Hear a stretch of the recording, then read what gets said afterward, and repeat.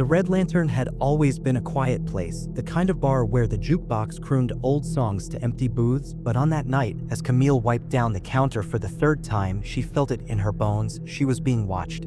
The Red Lantern wasn't much of a bar, just a dimly lit watering hole tucked between a boarded-up pawn shop and a gas station that had long since run out of customers. It sat on the outskirts of a dying town where the neon signs flickered half-heartedly and the silence after midnight stretched thick and uneasy. Camille had been working the closing shift there for nearly 3 years. The job was predictable. The regulars came in like clockwork, truckers stopped for a drink before hitting the empty highway, and the occasional lost soul wandered in looking for company. She liked the quiet, liked that the jukebox only played songs older than she was, liked that the Red Lantern felt like its own little world, isolated but safe. Until that night, it was a Tuesday, slow as usual. By 1 in the morning, she had wiped down the bar twice just for something to do. The only customer left was a man slumped in a booth, nursing the same drink for the past hour. She figured she had about another 30 minutes before calling it early. That's when the door swung open. The man who entered was sharply dressed, wearing a black suit that fit too perfectly, his long coat swaying as he walked. He had an air of practiced confidence, the kind that wasn't forced but ingrained. He slid onto a bar stool with the kind of grace that felt deliberate. Camille hesitated before approaching. Something about him was off. He wasn't the usual drifter or trucker. He wasn't here by accident. "What can I get you?" she asked, forcing her usual easygoing tone. "Scotch." "Neat," he said, his voice as smooth as the drink he ordered. She nodded, poured his glass, and placed it in front of him. The man picked it up but didn't drink immediately. Instead, he studied her. His gaze was polite but unervingly focused. "You enjoy working here?" he asked. Camille gave her standard answer, a half shrug, half smile. "It pays the bills." The man chuckled like she had told a joke. "I imagine you could do much better." There was something unsettling in the way he said it, like he knew something about her she didn't. Camille forced a chuckle and turned away to wipe an already clean glass. When she looked up, he was watching her still. "How late are you here?" The question sent a chill through her. Not because it was inherently strange, but because of how he asked it, like he already knew the answer. She gave him a non-committal smile. "Depends on the night." The man's lips curled into something that wasn't quite a smile.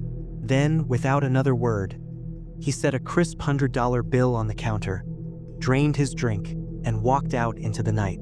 Camille exhaled, releasing a tension she hadn't realized she was holding. But she wasn't done with him. A week later, he returned, and this time he wasn't alone. She came in just a step behind him, mid-30s, striking, and dressed in a way that didn't quite match her. A little too trendy, a little too rehearsed. Her smile was bright, too bright. Camille tensed as they approached the bar. The woman sat first, resting her elbows on the counter like they were old friends. "You're gorgeous," she said, reaching out to lightly touch Camille's arm. "Has anyone ever told you that?" Camille laughed, uneasy. "Once or twice." The man remained silent, watching. The woman leaned in. "You must get sick of this place. Same faces, same nights." "It's home," Camille said cautiously. The woman clicked her tongue like she didn't believe her. "I run an exclusive club. Very private, very well-paying. We're always looking for fresh faces." Camille stiffened. The woman's tone was casual, but something about it felt rehearsed. "We pay 10 grand for a weekend," she continued, tilting her head. "Fun. Safe. No strings attached." A lump formed in Camille's throat. Then the woman lowered her voice. "You should step outside for a second. There's someone who can explain it better." Every muscle in Camille's body went rigid. "No thanks," she said, voice firm. The woman's smile twitched. Just then, the bar door swung open and a group of rowdy patrons walked in, laughing. The woman's demeanor changed instantly, her smile turning hollow as she turned to the man beside her. Without another word, they left. But it wasn't over. 3 nights later, Camille saw the car. It was parked across the street, headlights off. At first, she tried to convince herself it was nothing, but as she locked up, the feeling of being watched became unbearable. She walked to her car quickly, keys clenched between her fingers. When she pulled onto the road, she checked her mirror. The car followed. Not aggressively, not recklessly, just enough to let her know it was there. Camille's heart pounded. She turned onto a random street. The car followed. She took another turn. Still there. Panic clawed at her throat. Then, without hesitation, she swerved into a police station parking lot. The car behind her immediately sped off. She sat there, gripping the steering wheel, trying to steady her breathing.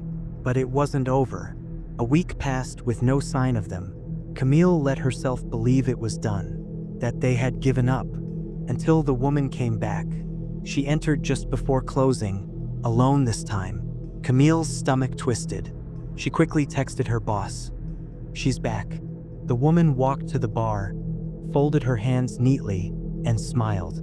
"Thought I'd check on you," she said. Camille's throat went dry. "We're closing soon." The woman pouted. "Just one drink." Camille hesitated. If she poured it, she could buy time. So she turned to grab a bottle. And then, the front door clicked shut. Camille spun around. The woman was gone. Something shifted in the air. A slow, creeping wrongness. Then, metal rattling from the back door. Camille's stomach dropped. Someone was trying to get in. Her pulse roared in her ears. She grabbed a heavy metal shaker, holding it like a weapon as she fumbled for her phone. She didn't hear them approach. Didn't realize how close they were until headlights flooded the parking lot. Camille whipped around just in time to see her boss's truck pulling in. The rattling at the back door stopped. Seconds later, a black van peeled out of the lot, tires screeching. Her boss burst in, demanding answers, and Camille collapsed into his arms, shaking. The cops reviewed the security footage. It was worse than she imagined. 2 masked figures had crouched by the front door, waiting. Another had been trying to force open the back. The woman had led her to a trap. And the van? Its plates were unregistered. No arrests. No answers. Camille no longer worked alone. But that didn't change the lingering dread. Because the scariest part wasn't what almost happened. It was how they knew, and how easily they could try again. I used to work the overnight shift at a 24-hour roadside diner. You know, the kind flickering neon sign, cheap coffee, the occasional trucker or traveler stopping in for a late-night meal. It wasn't glamorous, but it paid the bills. That was before the night I saw them. I worked alone most nights. The graveyard shift wasn't exactly busy, and after 2 a.m. the place was practically dead. That night was no different, just the low hum of the fluorescent lights, the occasional creak of the old linoleum floors. I spent most of my shift cleaning up, wiping down counters, waiting for the hours to crawl by. Around 3 a.m. I stepped outside for a smoke. The parking lot was empty except for my car and a single street lamp buzzing above.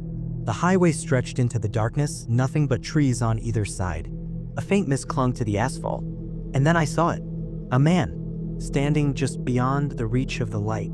At first, I thought maybe I was imagining things. He was still, completely still, like a mannequin in a department store window. His clothes were dark. Maybe a who. I crushed my cigarette and turned to head back inside. When I glanced back over my shoulder, he was gone. The hairs on my arms stood on end. I wasn't the type to get spooked easily, but something about him felt wrong. I locked the door behind me, just in case. A few minutes later, the bell over the entrance jingled. I turned, expecting a trucker or some drifter looking for coffee. It was him. He stood just inside the doorway, hands shoved deep into his pockets. He didn't move. He didn't say anything. He just watched me. I forced a customer service smile. "Hey there, can I get you something?" Nothing. His head tilted slightly, like he was considering something. Then finally he spoke. "Is it just you working tonight?" A chill ran down my spine. I kept my smile, pretending like I didn't notice the way my stomach twisted at his question. "Nope, my manager's in the back." I lied. "We switch off shifts." He didn't react, just kept staring. Then, slowly, he turned his head to the window, looking out toward the empty parking lot. I followed his gaze, and that's when I saw the second figure. Another man, standing just outside, barely visible beyond the neon glow. A knot of dread tightened in my chest. I gripped the counter. "You need to order something or you gotta go." The man inside let out a quiet chuckle, almost amused. Then he slid into the nearest booth, sitting down with a casual ease. "I'll take a coffee," he said finally. I hesitated, then poured the cup, my hands steady even though my pulse was anything but. I set it on the table. He didn't touch it. I looked back at the door. The second figure was gone. The man in the booth smiled. "I think my friend's waiting for me." Every instinct in my body screamed at me to get out, but I was trapped. I couldn't just leave. Then I heard it. A soft click. Not from the front door. From the back. Someone was trying to get in. I froze. My mind raced. The emergency exit back there, it had an old lock, flimsy at best. If someone really wanted to, they could force it open. The man in the booth leaned forward. "You should go check on that," he suggested, his voice silky smooth. I took a step back. He grinned. "Or don't. Either way, we'll be seeing each other real soon." The click came again, louder this time. I ran. Not to the back. Not to check. Straight for the phone. I hit 911, my fingers shaking. The operator picked up, but before I could say a word, the bell jingled. I turned. The booth was empty. The man was gone. I barely heard myself give the dispatcher my address. My breath came in short, panicked gasps as I pressed myself against the counter, waiting. Then, a pair of headlights washed over the front windows. Car pulled into the lot. For a split second, my heart leapt until I saw it. A dark sedan. No plates. The engine idled. The back door rattled one final time. Then silence. And one by one, the headlights cut out. The car went dark. The police arrived less than 5 minutes later. The sedan was gone. The parking lot was empty. They checked the security footage. The cameras had caught something. The man entering, sitting in the booth. But then, when he left, there was no footage of him walking out. No sign of the second figure. No sign of the car. Just static, like the tape had been wiped. The cops found the back door latch damaged, like someone had tried to force it open. But beyond that, nothing. They took my statement, said they'd keep an eye out. I quit the next day. I don't know who they were. I don't know what they wanted. But I know this. They'll be back. I've worked the night shift at Beacon Mart for almost a year now. It's not terrible, just mind-numbingly repetitive. The aisles blur together, the same fluorescent buzz hums overhead, and the few customers that wander in past midnight are usually sleep-deprived truckers or weirdos looking to kill time. I usually stick to the electronics section. It's quieter there, and I can pretend to be busy while doing absolutely nothing. That's where I first noticed him. At first, I figured he was just another restless night owl. He loitered in the same general area, occasionally glancing at the shelves, but never actually picking anything up. His movements were slow, deliberate, just close enough to stay in my periphery, just far enough to avoid drawing suspicion. But something felt off. I'd move to a different aisle, and a minute later, he'd appear again. Always nearby, never browsing. After the third time, my stomach twisted into knots. I wasn't just imagining things, he was following me. I told myself to stay calm. Maybe he was just waiting for a friend. Maybe he needed help and was too shy to ask. But when I turned to the store's convex mirror at the end of the aisle, I caught a glimpse of something that made my breath hitch. He was holding his phone up, angled directly at me. My pulse pounded in my ears. Was he recording me? I reached for my radio to call security, but it was dead. No static, no response, just useless plastic in my hands. That's when she appeared. A woman, mid-30s maybe, with a bright, friendly smile. She grabbed my arm in a way that was a little too firm and spoke in an exaggerated, cheerful voice. "There you are," she said, loud enough for anyone nearby to hear. I froze. I had never seen her before in my life. She leaned in, her grip tightening slightly. "That man's been filming you," she whispered, her voice calm but urgent. "Come with me." A cold chill crawled up my spine. I glanced toward the man. He wasn't even pretending to shop anymore. He stood completely still, staring straight at me. I didn't hesitate. The woman tugged me along, still keeping up the act, rambling about nonsense, laughing like we were old friends reminiscing. I barely heard a word she said. My mind was stuck on him. Had he really been recording me? What the hell did he want? I glanced over my shoulder once, just enough to confirm he was no longer following. Relief flooded through me. "We should go to my manager," I said, but the woman shook her head. "He's still lurking," she muttered. "We need to get you somewhere safe." That nagging unease in my gut flared up again. She was still holding on to me, still moving too quickly. I glanced around and realized we had already passed the registers, past the customer service desk, past all the busy sections of the store. We were heading toward the warehouse. And beyond that, the side exit. My stomach dropped. I tried to pull my arm free, but she tightened her grip. "Come on, just a little further," she said, her tone still unnervingly sweet. Panic surged through me. The exit door loomed ahead. That one wasn't covered by cameras. Employees used it for unloading shipments, one pull of the handle and I'd be outside. Alone. I planted my feet, yanking my arm back with everything I had. "You can let go now," I said, trying to keep my voice even. She smiled, but her eyes were wrong. "You don't understand," she said. "He's still watching." I looked over my shoulder, he wasn't there. That's when the fear turned to something colder. Something worse.